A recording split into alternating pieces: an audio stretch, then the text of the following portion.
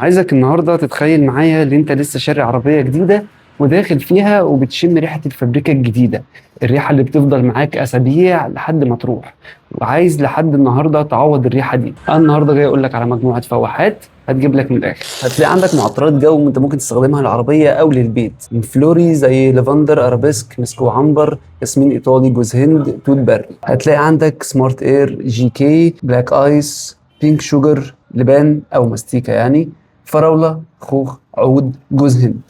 هتلاقي جولدن اير، نفحات، استجمام، سكيب، هنا، عود، نفحات تاني برضو، وبلاك ايس. وهتلاقي عندك فلامينجو. لو عايز واحد تعلق فهنبدأ عندك سمارت سنت، وعندك اريون. وليه ترضى بنمرة 2؟ كريستال عملت لك ريحتين.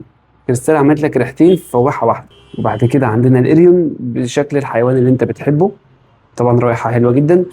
كريستال تاني، اريون الليكويد، واريون سبورت لوكس. فالواحات اللي بتعلق دي هتقعد معاك اسابيع.